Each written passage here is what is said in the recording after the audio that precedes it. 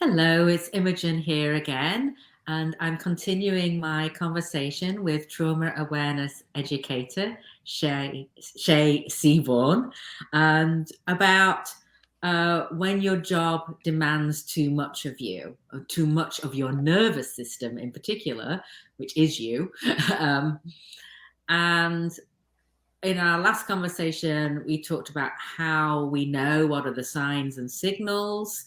Um, and now we're going to talk more about what you can do about it. What can you do when your job is demanding too much of you? So I would like welcome. to actually start Yeah. with something we didn't mention before. How you talk about your job. Listen to how you talk about your job. Notice what words you use, what type of, how activated you are, what phrases you use, and whether, if you're complaining about your job most of the time, it's probably demanding too much from your nervous system. It probably is, and that would be a good thing to notice. So that's Mm-hmm. something you can do. And as we said in the last conversation, understanding what's going on in you, what's going on with your nervous system, how it's being or is having too much demanded of it, um, really helps us be more um, compassionate and understanding with ourselves, which in itself is a little bit of a relief because there's not the added pressure that there's something somehow wrong with us for not being able to cope with all the demands or feeling that we're failing in some way. And so it's very, I don't think forgiving is quite the right word, but you get the idea. It's very Liberating. liberating, yes. And that in itself is something you can do, understand what's going on. So Mm-hmm. you can listen to the other video for a bit more Mm-hmm. detail on that and those signs. Um, so what else can we do? We understand that too much is being demanded of us. Of course, the ideal would be you can quit your job and find something that doesn't demand too much of you, but we very much understand that for the majority of us, that's not an option for various reasons, Mm-hmm. or certainly not an immediate option. And So, that goes the same with reduce, just staying in that job and mhm, reducing the stresses by changing the structure of the job or the environment. A lot of times that doesn't go over very well either. There are yeah, a whole lot of choices for a lot of people. So knowing how we can self-regulate can be a really important tool for keeping our nervous systems from getting more overloaded. yeah. So it's not solving the problem. Problem is the culture, the environment, the toxic stress, the demands, etc.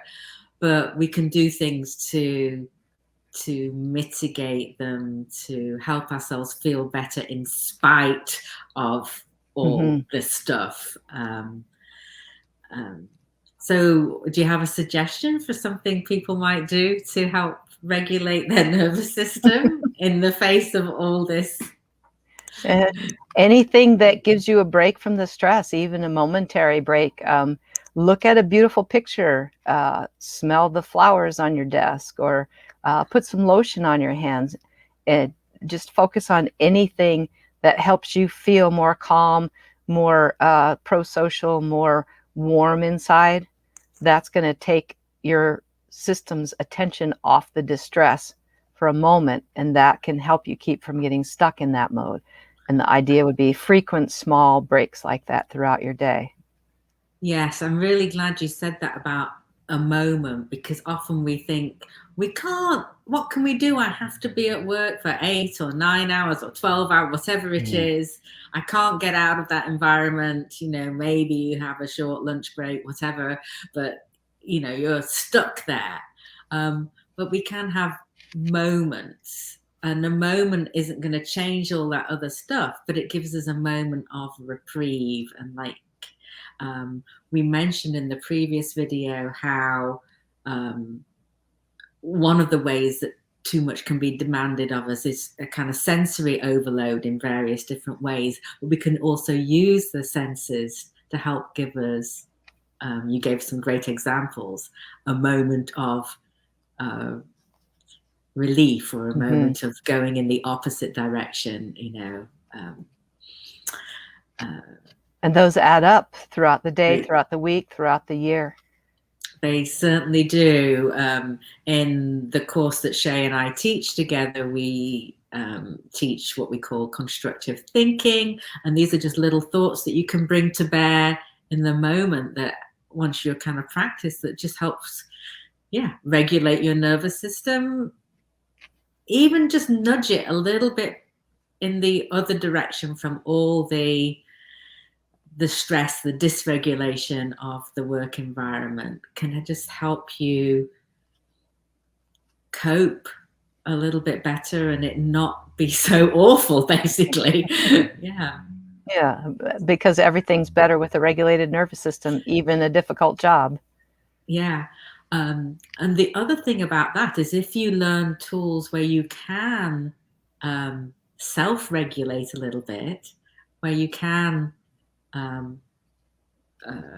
be aware of when you're getting dysregulated and have tools to help yourself be a little bit more regulated. And by regulated, I mean a little bit more, what Shay said, calmer, more at ease, more warm inside, maybe feel a little bit more sociable. It can help you then maybe be part of de-escalating a situation, because I'm just, as an example, for instance, you have a coworker or a supervisor or someone who is, I don't know, dysregulated themselves and not very fun to be around. And for instance, just someone complaining nonstop about something. It's so easy to get in that, and it just kind of, everyone is getting more activated and more activated. If you can recognize it in someone else and you can choose not to go in that direction, it can actually help soften the situation and change the dynamic a little bit. And who knows, over time, maybe some relationships that felt very difficult in the work environment might shift, because there's not the sort of challenge going on and the dysregulation. That would be an ideal situation, but yes, worst case scenario, you can still look after yourself and not escalate. So and not get caught up in that. Anything else that you can do?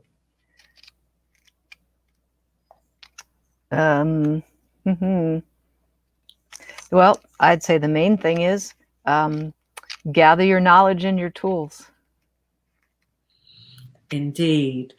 So when you have the understanding and you have some tools to be able to help yourself in the moment, and they can seem really minimal, like, what good is it going to be to me to look at a flower for a moment? But honestly, over time, if we have these little glimmers we've talked about in our study group, these kind of little glimmers of goodness or joy or ease, it can really make a huge difference to your day. Okay, so if anyone has any comments or questions about anything that we've talked about, do let us know. We'd love to kind of continue the conversation with you. If you're interested in what we were talking about regarding knowledge and tools, our Foundations of Regulation course, the next iteration of that will be starting next week on Tuesday, May 9th. It's a 6-week online course with a small group and live interaction. But that's basically what we do. We learn about the neurobiology of the nervous system in a very simple way and learn tools to help us regulate our nervous system and co-regulate with others. All right. Thank you, Shay. My pleasure.